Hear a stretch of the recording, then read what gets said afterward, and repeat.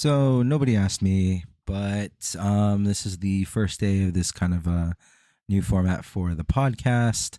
I'm still thinking about working on rebranding and all that kind of stuff. But yeah, so the format's changed from a daily sort of podcast to more of a weekly podcast. I still don't really know what I'm doing in terms of time for long format or whatnot. But um, dailies was just getting really difficult with everything happening, and finding topics were, a weekly thing or something, depending on how I choose to go going forward, makes it easier for me to come up with more topics. Some things that are happening in my life or in the world of the worlds that I found interesting is my fiance and I have started watching The Last of Us. I think we got through 4 episodes, bub, right? Um, I'm recording at home now, so I'm not trying to record at work because I don't have time. And two, my audio quality is way better if I record it from home. So you may hear my fiance in the background, and you may hear me actually talk to her. Yeah, so we're about 4 episodes in. I know the series or season finale was pretty recent from when I am recording this, which is the 17th of March. And, we are going to catch up. Just a lot has been happening, so we really haven't had the time. Especially when you consider that most of the episodes outside of two are an hour or more, roughly. So, we're getting into that. But for me, as someone who's played the game so far, I love how faithful they have been to this adaptation or with this adaptation. But I also do appreciate a lot of the changes that have come so far. And I'll probably go into that more eventually once Anna and I catch up on finishing up the season. I actually kind of want to do a podcast with her where I will let her ask me whatever she wants about The Last of Us and give her my, opinions and things like that, especially considering one of the big things that we talk about or she asks us I like to bring up is, oh, this wasn't in the game or this was different from the game. It's kind of cool. Anna likes my nerd facts. Don't you? Say you do, but say it loud so that the mic hears you. Perfect. That's what she's going to say in about 6 months when we get married, too. But overall, we are really enjoying The Last of Us. She was not prepared for that first episode. And oh, yeah, just in general, Anna's this is a lot. And she kind of understands why it said, this was going to be, it's not an easy watch. It's so good, but it is not an easy watch, which is why I kept kind of pushing it back. One, because I wanted to binge watch it, but it is hard to binge watch it. An episode is hard because it is a mental and emotional just roller coaster to watch that. And this is me having played the game, so I have a general idea of how things are going to go. But anyways, more on that later. Other things I was going to bring up. I've recently come to confirm in my own mind that Vietnamese sandwiches are. She said it. She whispered it before I could get the word out, but they're a superior sandwich. What? That I'm changing the topic? Well, it's because remember, we got Vietnamese sandwiches, and then I ordered two, and then I wanted to eat yours, and then the next day I was like, we should get Vietnamese sandwiches. There is half a Vietnamese sandwich downstairs. No, more than half, right? Damn. Okay, well, there's half a Vietnamese sandwich waiting downstairs for me. But even not great Vietnamese sandwiches are still pretty enjoyable Vietnamese sandwiches because they're simple. They're very simple. You have I believe it's a French loaf of bread. They toast that up so it's crispy on the outside with just enough so that it kind of cuts your mouth a bit by the time you're done, but that you enjoy it for whatever reason. Then you have the pickled veggies, the daikon and the carrots. You have cilantro. You have jalapenos. And not that canned stuff. It is like fresh dice, or not dice, but fresh sliced jalapenos with seeds. Then you generally will have your protein. Now, some places will do variations on it, either adding things or maybe taking away. Oh, and then you have the mayo spread. That's essential. And then there's different types of protein. A lot of places will generally always have like a grilled chicken or like a lemongrass or grilled pork kind of thing, barbecue pork. Really depends on the restaurant that's serving it, especially if it's a restaurant that's also like they serve other things that aren't Vietnamese sandwiches. Some places will be pho, but some places will be like a almost like a Vietnamese slash kind of Chinese restaurant ish looking kind of place, and then they do sandwiches too. That's kind of how it is in the Bay Area, like Oakland. That's kind of how the place is styled. Like it looks kind of like your typical kind of like really quick Chinese looking place, and then they sell bomb ass Vietnamese sandwiches. But anyways, it's always good, and it's generally one of the more affordable options. We recently tried ordering Vietnamese sandwiches from were we trying to get boba and then Vietnamese sandwiches showed up and we're like, let's just get this for dinner. That's what happened. And it was it was really good. When I was younger, I used to be a little less adventurous in my Vietnamese sandwiches, but now like I always default to like the combination. You want that pate, you want that pork, whatever questionable things it might be, because I don't understand how to say the words, but it is delicious. It is. I'm a big mouthfeel texture person, and those combination ones are always for me the best way to go for a Vietnamese sandwich. But generally, if you go for like pork or chicken, you generally can't go wrong, no matter what you get at a Vietnamese sandwich spot, right, bub? She says, "Mm-hmm."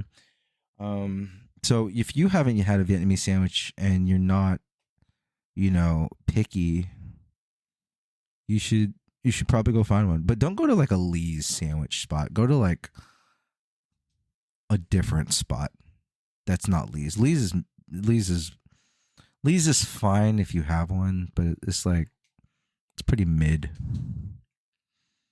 Anyways, another big one, another huge topic, because it's happening right now, is NFL free agency.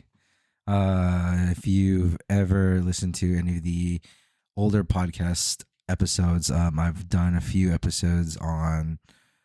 lot of episodes on sports, and I've done a few episodes on, the NFL, the Niners, and just talking about things that have happened. A lot has happened right now in free agency as a whole. It's pretty freaking crazy what's been going on with the 49ers, but just in general. Adam Thielen got cut by the Vikings. Still seeing what's going on with that. Baker Mayfield signed with the Buccaneers. You got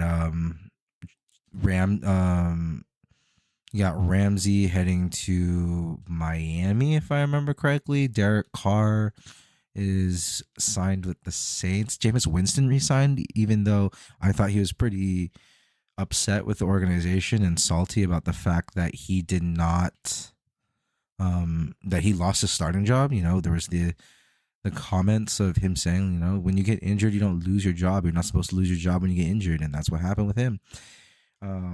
And then for the Niners, like the big one is Jimmy went to the Raiders, and like we all knew he was leaving, but being from the Bay Area, the fact that he went to the Raiders, it just makes you a little bit more like, I hope he doesn't succeed there. He could have gone to any other team, and I probably would have been rooting for him to do well, because I thought he got a bad kind of shtick with the Niners for a while. Because we can be a very brutal fan base. When people we expect to lead us and do well don't, we can turn on them really quickly, and I feel like that's happened a lot. Jimmy was a big victim of that with the 49ers fan base. But then he went to the Raiders. And it's just how it is. Yeah, it's just how it is. He could have gone to the Seahawks, and I don't know if I'd be as okay, fine. You know what? Basically, if he went to the Seahawks, the Rams, or the Raiders, I would have been just as salty. But I thought I will say, like, Jimmy was going into a great situation, I thought, with the offensive personnel he had around him. And then obviously the other thing people have been talking about is Darren Waller immediately getting traded to the Giants for what may not even be a great pick. And Darren Waller, who is arguably a top 5 scoring tight end, um, when healthy, which was an issue. And I know this because I have consistently drafted Darren Waller for the last, I believe, like 3 years in fantasy football. And when he is injured, he screws me.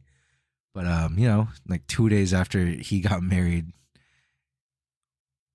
to Kelsey Plum, who also plays for Vegas, he gets traded. It's a very interesting time. But also, like I said, that was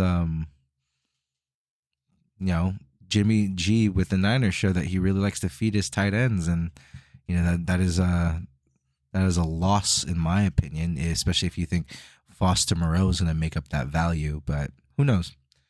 Maybe they'll figure it out. I'm certainly not rooting for anybody to figure out for them to figure it out unless I end up drafting one of them Raiders players, either Vontae or Jacobs. I am curious about whether or not Jacobs is going to remain with the team, because I thought there was maybe some frustration at times with the way things were going, and his usage or something like that. But he was an amazing running back option. Speaking of running back options, there's Austin Eckler and what's going to happen with him. A lot of people asking for trades. It's very, very surprising. But I can see Eckler's frustration because that's a very pass-heavy offense. And while he did benefit at times because of that, he also lost a lot of touches at running back and, running opportunities because of that very pass-heavy offense. So maybe he might look to go somewhere that might be a bit more friendly to his play style. But we'll see. Zeke getting dropped was not surprising. I'm pretty sure he might get like a vet min from somebody who just needs him, who just needs a backup running back, or is just desperate for a running back in general. Aaron Rodgers going to the Jets. I guess congratulations to the Jets for getting that QB1, but also like you get Aaron Rodgers so that like you get Aaron Rodgers the quarterback, but then you get Aaron Rodgers the person, which I would be somewhat concerned about, especially when you think about his wish list, which in my opinion were more of demands for the trade that he will want, which aren't all crazy. But I mean, Alan Lazard, I guess, makes sense because of their repertoire. Was it Robert Woods? I think I don't know. Anything with Aaron Rodgers makes me wonder. It's like, is it worth it? He better win you something. Anyways, what other big ones are happening in the world of football? I know McGlinchey. That one didn't bother me. Jimmy Ward, you kind of knew just based off how last season was, especially when the season was over, kind of the way he talked, that it just didn't seem like he was interested in returning to the 49ers. Going to the Texans for him was a great move, obviously because D'Amico's there. So there's that. Oh my God, just look at this picture. It's Jimmy G in his Raiders jersey in all black. You know what? Traitor. Anyways, let's see. I'm on Bleacher Report right now, just trying to look through. Excuse me. Sorry. Looking through some of this just to see what else. Oh, yeah. McGlinchey, I wasn't bothered by. I kind of felt like we knew McGlinchey was going to go. As much as I want to thank McGlinchey for what he's done, and obviously this is what people have said has been his best year statistically with the Niners at his position. But my problem with McGlinchey is that he got beat more often than not. And then when he did get beat, he would usually get called for a flag. So I was calling it like once or twice a game. I was going to be like, oh, offensive possession. Oh, there was a flag on the play. I bet you it's like holding on McGlinchey. and it was usually some sort of McGlinchey hold. I don't know, hands to the face. Who knows? But it was always McGlinchey. Not always, but like 80% of the time it was McGlinchey. Like I'm not bothered by it, to be completely honest. Um, Jaceki goes to the Pats. The Pats have made some moves. I would just kind of worried about what's going to happen with them because of the QB position. Um, with Mac Jones. Mac Jones had a very, very rough year, and I don't know if he'll bounce back or not. Let's see. Eagles signed Mariota as a backup. That's fine. I mean, it's just a security thing, but realistically, he'll never play as long as Hurts is healthy. Okay, and that partially makes sense because I was going to ask what happened to Minshew. Minshew signed a 1-year deal with the Colts. Is he lead now? I wonder. Jimmy G arrived in Vegas. I don't care. Cameron Brate and Fournette were released. Oh, Isaiah McKenzie was released. Interesting. I wonder if they're going to look at another option or if they really just want to work with what they have and really put more effort on what's his name? Making Gabe. Oh man, I cannot remember his full name, but you know who I'm talking about. They're making Gabe more prominent as wideout 2. Oh yeah, will Odell go to the Jets because that's what Aaron Rodgers wants? Maybe. I think I kind of hit most of everything that I guess I want. Cooper Kupp comes back. Yeah, I feel like I'm tired of talking about the NFL right now.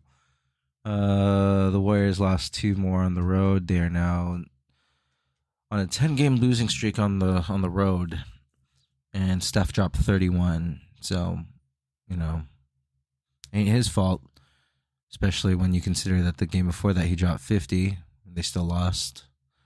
There is a problem on the road, and it is not Steph Curry. You could argue that, Draymond is part of the problem because of him not playing, so that's an issue. But there are a lot of other problems with this team right now, not named Steph Curry, especially when you look at the stats. I think you can find it on Bleacher Report and Twitter, probably some other sports news outlets or whatever. But Steph is actually playing better on the road than he is at home. And they are losing on the road. So it can't be him if he plays better on the road than at home right now, statistically speaking. Anyways, haven't given up on the season, but as my fiance has noted, it is very surprising how little I watch Warriors basketball right now. Or just basketball in general. This is a weird season. It's not a season I'm enjoying overall. Excuse me. My fiance and I are celebrating her birthday this month. It's her birthday month. Very exciting times. She gets a whole month because she's wonderful and she deserves every bit of it. Do you hear that, babe? I called you wonderful. Sweet. Yeah, so she and I are going on a trip to see family. That's exciting. I'm really excited about that. It's family with babies, and we miss the babies, and we want to play with the babies and all that. It's always fun. It's funny is like when I was a kid, I did not enjoy babies that much in terms of like playing with them, but I think I was also awkward. I was afraid of like I'll get in trouble because I might do something wrong. Now that I'm like in my 30s, I just don't worry about it as much, especially because of like Roman. We're also going to Super Nintendo World while we're away, and Super Nintendo Land. We're going to the Super Nintendo theme park, and I'm really Super Mario. Sorry, not Nintendo, but the Super Mario theme park, and I'm really excited because I'm a huge nerd, and I love video games, and I think Super Mario World was probably the first Mario game I remember playing as a kid growing up. That's the one that's for the Super Nintendo. Then, yeah. I had the one for the Game Boy, but I don't remember playing that before the one on the Super Nintendo. And even the one for the Nintendo Entertainment System, the NES, um, Dean had one, but I can't remember playing that one first. That's first Super Mario Bros. And Dean had the Super Mario Bros. Ones that was like the cartridge was two games in one. One was like you could play Duck Hunt or Super Mario Bros. And I can't remember. Maybe I did play that first, but I really can't recall at this point. Um, but I also did have the Game Boy one. I think I should still have it somewhere in the house in those drawers and stuff. Oh man, I gotta go through all those drawers and stuff.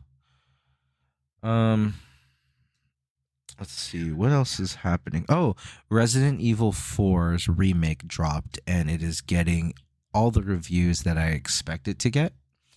The game when it originally came out was considered a damn near perfect, flawless game, the best Resident Evil game in the series to date and since. But the remake has only continued to improve upon the status of remakes, and basically ever since Resident Evil 6 and the flop and disaster that was, with a change of direction for 7. Then you had the remakes of 2 and 3 come out. And then I know there's a bunch of the side games that came on different platforms. I'm considering more of these like main, bigger AAA titles with like the direct number chronology for them as like the main games I want to focus on. Resident Evil 4's remake is, just continuing to improve upon what was already considered a masterpiece. So I'm really excited about that. I'm not sure if I'm going to buy it and play it or if it's something I will watch other people play just because I don't know if I have the time for it. But I might buy it. I probably will eventually. My fiance likes to watch me play horror games, so that that's a thing that we can do together. We tried to do that Resident Evil 2's remake, but I was being such a puss when I finally had Mr. X being a problem, and I was just really afraid to open the door and leave any safe room. So I should really revisit that game. Anyways, let's see. Besides that, what else is going on? Did I miss anything? Still haven't watched Ant-Man Quantumania. I don't think we're gonna get that chance, unfortunately. So we'll probably end up watching that at some point on Disney Plus. I could see us watching that on Disney Plus with your dad one day, like one day while we're visiting, because that's usually what we do. I know John Wick 4 is also getting some pretty good reviews, and I'm really excited to eventually catch that. With that being said, I wasn't sure if I would talk about this, but I'm really sad to hear about Lance Reddick and his passing. It's shocking, and I think that comes as a surprise to anybody and everybody who knew of him. He was 60, and I don't believe any real details were shared, but it's just really shocking. I was a fan of Lance Reddick, one for like a bunch of the like I think it was college humor videos he did. He was really, really funny, even when he wasn't trying to be funny. Just the intensity of his acting and the way he played his roles, no matter what kind of part, whether big or small, he was fantastic to watch. Obviously, also there was John Wick, the John Wick series, and then I enjoyed him as Silas really in Horizon. So I only finished the first one because I'm waiting for a DLC pack to come out for the second one for Forbidden West, which is what I did with the first Horizon. I waited for a whole complete edition to come out on Steam to do that, and that's what I'm planning to do with the second game. But Silas is such a huge part of both games that I can't imagine what will happen with his character going forward, because he's a major part of the story. a major part of, that world that they built, and it's just a phenomenal character.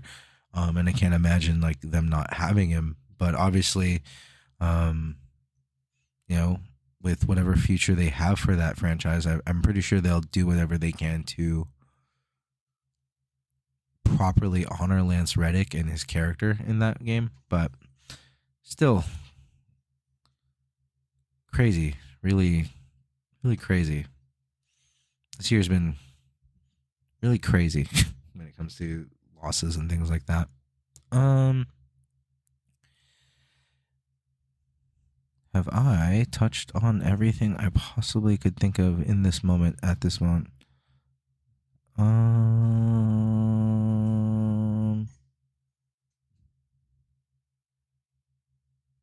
Yeah, I think so.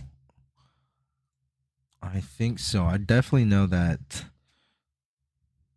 there's a lot more to come with sports in the future just because of everything. I haven't even talked about baseball in general, whether it's the World Baseball Classic, which I've been barely following outside of headlines, and then it's spring training. Oh God! Speaking of, so I'm a Giants fan. My fiance is an A's fan, and we both love to talk shit when it comes to these kinds of things.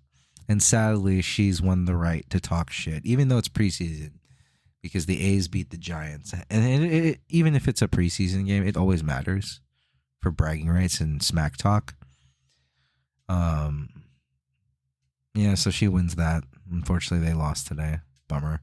And I think that was Romo's last game because we re-signed Sergio Romo so that he could retire, I believe, at the age of 40. And Romo was a fan favorite, especially during his tenure with the Giants. Had some great moments. He had that closeout win back in the was that in the 2012 World Series? I don't remember off the top of my head. But I'm excited to have him back. Even if it is just to retire, I loved watching him pitch. He was a fun closer and a fun personality. So, forever Giant. It's like when Hunter Pence came back, and you knew his time was really mostly for the retirement. I appreciate that. These are people who weren't drafted or started with the Giants organization, but they're people who felt the need to come back to end their careers as a Giant. And that just says a lot about their time here, the fan base, and the organization, and what it meant to them. And it's good to be a Giants fan. Sometimes. Not when we're losing. Not during the down years. Unless you're just trying to go to games and it's just really cheap. Oh, right. So if you haven't been watching, or if you did not know, because I might have talked about it, my fiance and I are huge How I Met Your Mother fans. That is a go-to comfort show for the both of us. Like, we will just put that on in the same ways that like some people will just put on reruns of The Office or Friends and that kind of stuff. Ours is How I Met Your Mother.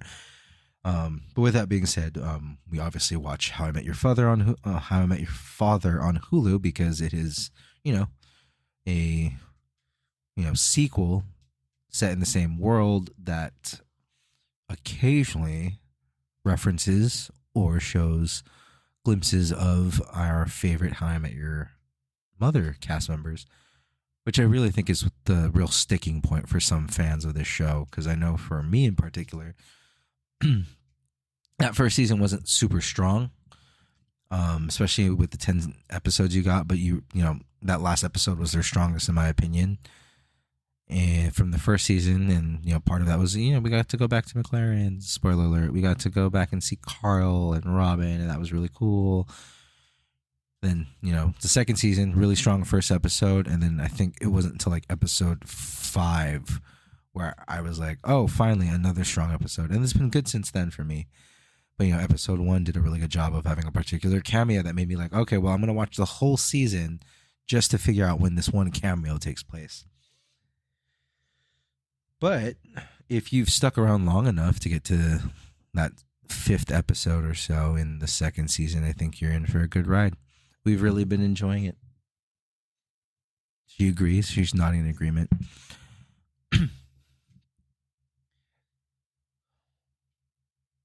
I really feel like I had a lot more to say, but right now I'm kind of in a head fog. It's been a long life, long year, and a long week with everything that, man, like I spent most of my day with like a giant freaking headache, migraine. Had to work, and then I was trying to veg out, come home, play some Overwatch, then played some Overwatch, then started lagging, then remembered, oh right, I wanted to record the podcast, which I'm doing right now. But just a lot to do. Ugh. Life is hard. Anyways, because I am now running out of topics to think about in this moment, if I remember anything else, I'll definitely just add it to the next episode, unless it doesn't matter anymore. Anyways, if you didn't know, the Steam Spring Sale is on right now, and it's pretty solid. A lot of great games. Nothing that I will buy, even though there's plenty that I want to buy. That's always the problem, because I need to be more responsible with my money. Because I'm getting married. Went to a wedding thing with my fiance, and it was pretty awesome. That's actually something I want to talk about. Our venue hosted like this wedding. What was it called? A winter extravaganza. I don't think that's what they're all called, but we basically got to be at the venue with other people who had booked their wedding with the venue. And we got to try some of the entrees, the appetizers. There was open bars. We got to meet with their vendors, try our cakes, some of them. So it was a great opportunity to kind of just meet with everyone we are involved with, and then see how the venue looks and all that. So it was a really, really fun time, and we managed to actually do everything we wanted to do, which was really cool. And that's like one of two wedding events we've ever been to. The very first wedding event was back when we were, we hadn't really planned anything. We went to a wedding fair. And I kind of hated it. In comparison, I definitely did, because it was just weird. No one wanted to talk to the groom, which is kind of fucked up. And I'm the groom, so that was kind of fucked up. But also, it just felt weird. It just felt uncomfortable there. Partially because they're definitely trying to sell to you, but the vibe was more uncomfortable with that wedding fair than this. Because here, it's like we've already paid for pretty much everything there. So everything felt less low stakes. Everyone was just more like friendly and more about like, I just want to talk to you and give you that information that you need, or just like, let's start building our relationship, email, and like now we have a face to connect with the email or the business and all that. And also, I'm really excited about our wedding cake, because the sample cakes we tried were good, but my fiance's gotten like their best cake, and this was confirmed by the lady who was at the booth representing them, that the cake that my fiance tried is their best cake, and the sample cakes are trash comparatively. And we get to have that cake at our wedding, so I still got to wait 6 months to eat this delicious cake. I am gonna get that cake on Anna's birthday. Never mind. That's right, because I'm the one picking up that cake. Right. Anyways, that's exciting. I'm really excited about the cake. I like cake. I do like cake. I like cake. I love cake. I fucking do love cake. And I'm a simple person. Funfetti cake. I will go fucking in on some funfetti cake. But I like cake more than cupcakes. Cupcakes are great, but sometimes like the cupcake is better than the frosting, or then the frosting is better than the cupcake. Usually cakes, it's like it just all is good. And I think it's just because it's all done together, usually. Am I talking weird? I think I'm talking to my ass. Never mind. But I like cakes more than cupcakes. Oh, I know what to talk about now. Today I went to a bakery and my fiance is the one who turned me on to this bakery because oh okay, good. The phrase was sounded. She put me on. Well, she turns me on definitely, but yeah, she put me on. What do you mean, ew? You're my fiance. What do you mean, ew? That was a compliment. um, yeah, she put me on to a specific thing that she was that a coworker brought her and she tried and it was like delicious and it was like, oh, you got to try it. So I did. I bought that. And I bought whenever I go to these kinds of bakeries where you can like serve yourself and it's a bunch of different kind of pastries and things like that. I have a problem.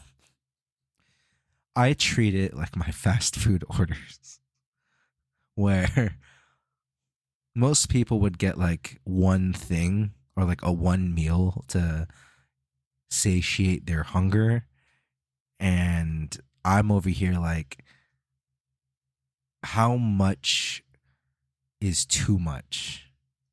And generally that's if it doesn't fit in the bag. But anyways, I did get the thing that she wanted, and then I got like 14 other things because I was just like super excited. Also, like she mentioned that when her coworker bought this roll, this pork floss bun, she felt pressured into buying more because she saw other people grabbing lots of that same item while she was there. So she was like, "Oh my god, I have to get more too."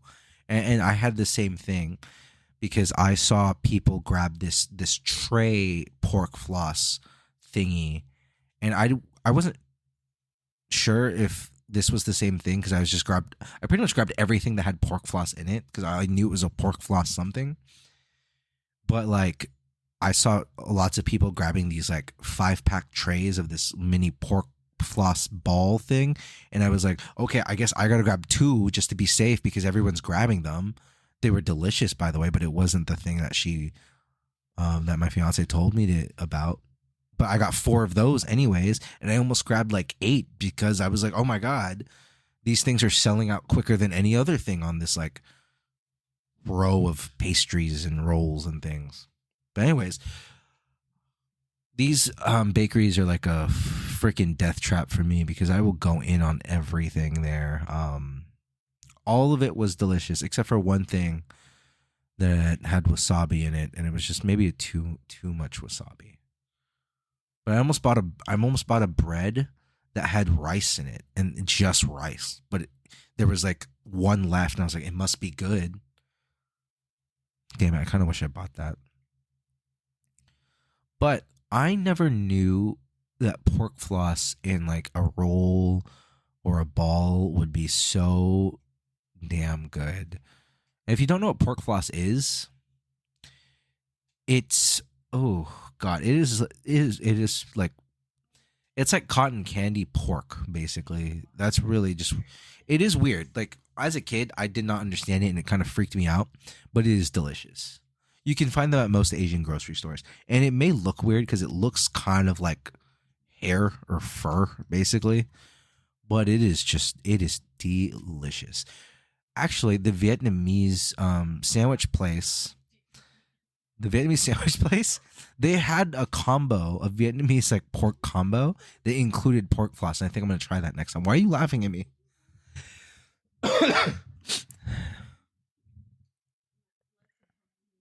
I can't. I never want to let the banh mi's go. I want the banh mi's all the time. On another note, I'm getting a new tattoo in less than a month, and I was not prepared for that. And I say I wasn't prepared because I've been on this wait list for over a year. And when they finally contacted me, I was still like in the 70s on their wait list. But I messaged them back because I was still interested. But my initial plans of getting a calf sleeve changed because of my car accident and funds and just my responsibilities and just all that. But my fiance, and I think I brought this up in a different episode of the podcast, where I was like, my fiance is a genius, where it's like I can basically start the calf sleeve, and I'm gonna just start with a band on my leg first. And then, as time goes on, things settle down in my life, my funds become a bit more stable. I'm not getting into car accidents or having health problems anymore. Then, go back to add more to the tattoo and to my leg. But yeah, so I messaged them back, and then I hadn't heard from them for a little while, and I thought, oh, well, maybe they don't want to go ahead with my tattoo design or whatever. And I was fine with it. I wasn't like butthurt or anything. Maybe I was a little butthurt, but I also thought maybe it's a sign that I don't need one right now because of what's going on, money and all that. Then they finally got back to me like 2 days ago, and I was like, oh no, but oh yeah, this is great because I still want it, but oh god, I didn't know they were gonna do this. And then like they had a date ready for me and everything, so I booked it, and I'm like really excited. I was just like, oh god, I wasn't like prepared, and as juiced as I am, I'm just like, oh man, this is gonna be intense. I'm not worried about the money aspect of it,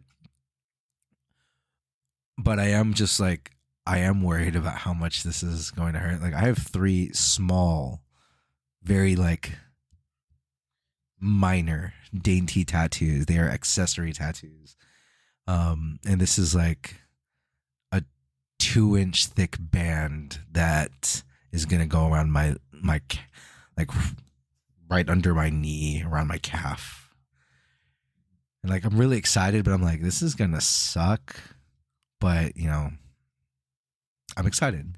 I know you're excited to see it when it's done, but the healing's gonna be a bitch. I'm gonna hate the fact that I cannot wear shorts to work because I'm probably gonna wish I could. That's gonna be unfortunate. But I'm gonna wear shorts every other day otherwise. But I'm excited. I'm definitely gonna do a podcast episode once I finally get that tattoo done. Babe, is there anything else I need to talk about? Okay.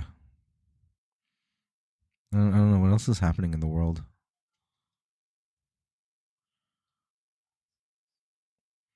Uh, I think I brought up the Oscars at some point. Did I bring up the Oscars? Let's see. Not here, but did I bring up the Oscars on a different episode? I want to say I did, but I'm really unsure now. Let's see. Where am I?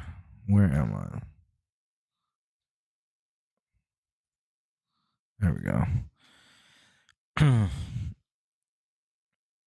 No, maybe I didn't talk about the Oscars. My last one was a week ago. And I didn't. So Oscars. If you didn't watch the Oscars, you should watch highlights of the Oscars. Obviously, the big one was.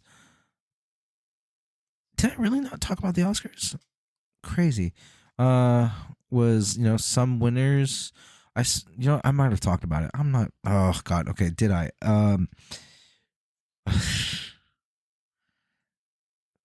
Okay, Oscars. Oh, you know what? I think I talked to you about the Oscars. Yeah, I think it was you that I talked to about the Oscars, like in the car. Right. So, the most notable winner to me that I thought really, really was just the best story overall was Kihui Kwan. Probably butchered that. Just knowing where he started, obviously, as those who knew of the Goonies or watched any Indiana Jones film, you knew how important he was, and pop culture references and all that aside, it's really great to see where he came from to come back and do all this. His speech was just wonderfully heartfelt and touching. Brendan Fraser, I don't really know if I was as happy with not necessarily his performance. It's just I guess I didn't think The Whale was that great of a movie. Everything, every all at once. I still need to watch it. My fiance's watched it and she wants me to watch it and I want to watch it, but I still have to watch it. But I think it's deserving of all of its nominations and all of its awards. That being said, Michelle Yeoh, I'm really happy that she won that. Thought she also really deserved that. And it's interesting to see when you look back at the history of the winners for that Best Actress award, and just seeing that she is the first non-white Caucasian woman to win that award in a long time, if not ever. And I know there was a lot of backlash against. I think it was the BBC when they labeled her as the first woman to identify as Asian, and it's like, what do you mean identify? Like, she's Asian. Like, that's such a weird labeling. Really, really weird labeling. I know Guillermo del Toro's Pinocchio one, and I've heard really good things about that Pinocchio. I've heard really good things about that Pinocchio movie, and I've wanted to see it, and then I don't have time. And then I know there's a lot of controversy surrounding Jamie Lee Curtis and her Best Supporting Actress win, and it's hard for me to speak on it because I haven't seen it yet. But if we're really just basing it on the performance, the role, what it means to that film, then I think her win is fine if that's what matters. If you're just looking at it from a racial point of view, then it is a touchy subject. But like, I feel like if her role and her performance were overall more influential to the film, then she should deserve it. But for the other people, it's hard to say because I haven't seen all the movies. And that's just basing it off. Like, every person who won, I believe, should be winning based off of, how they performed in the role, what the role was, and how important that role was to the overall film. Yeah. That's the Oscars in a nutshell, because we're a little past.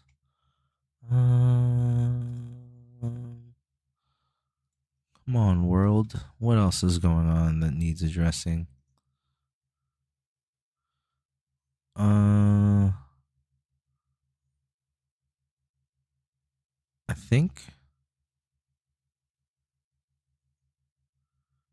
think that's it. I don't think I have anything else I can think of, which is fine. Cool. Well. Oh, Little Mermaid trailer came out. I forgot about that. You watched it, right, bub? She watched it. I don't think I've seen it. I think I've seen parts. That's cool. I'm excited. Oh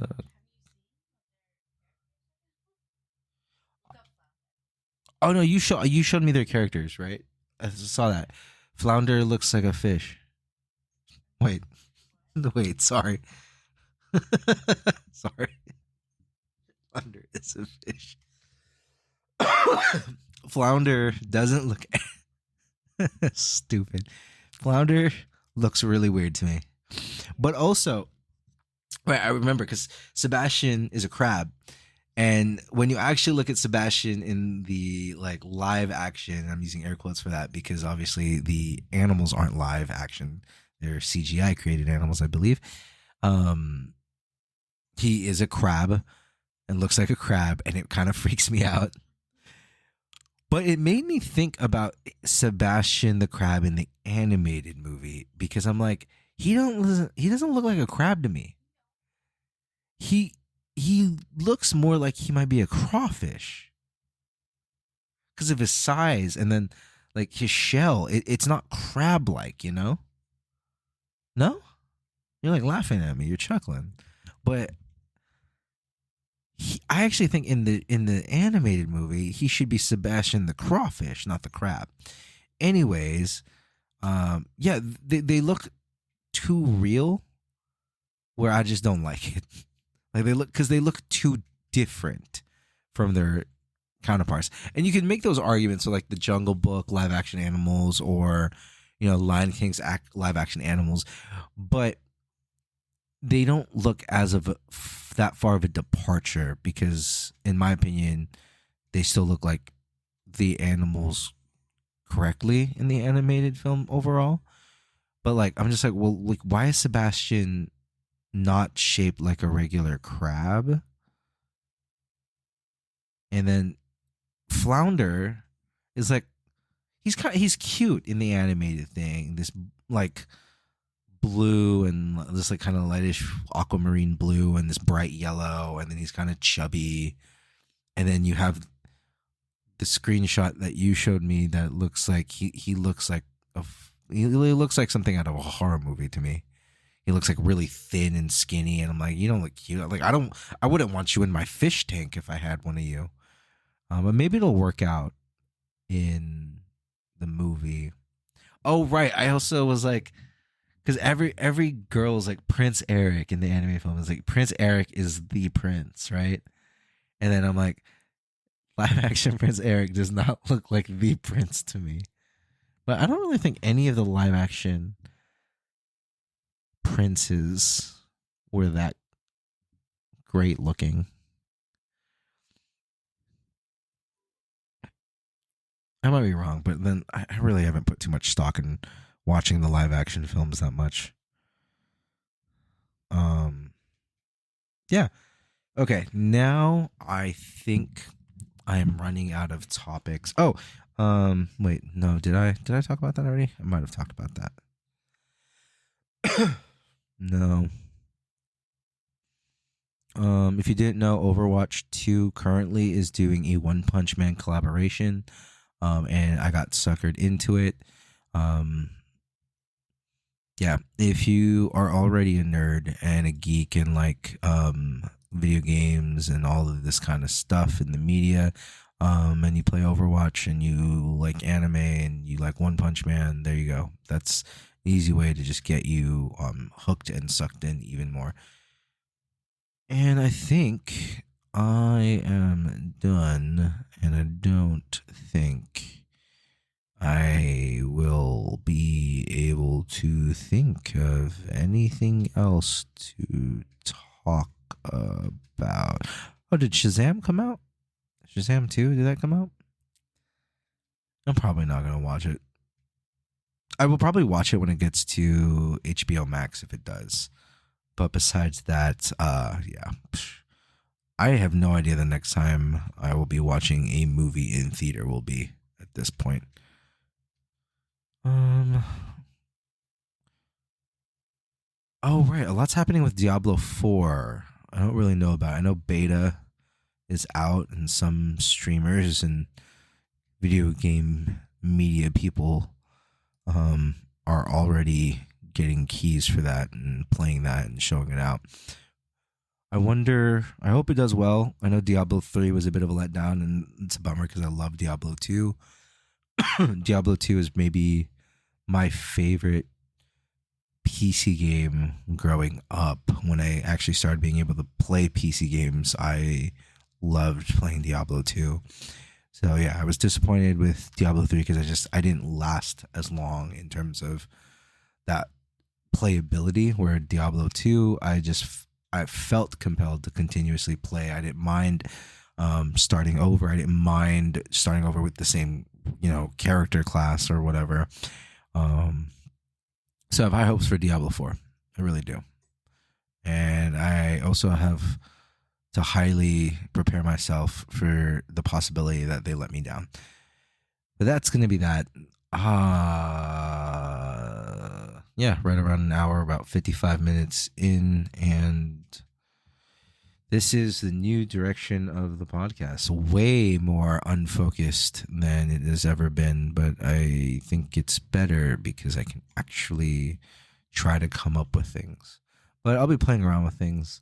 Like I said, I'm still working on whether or not I still keep it as Nobody Asked anyways. Thanks for listening. Bye.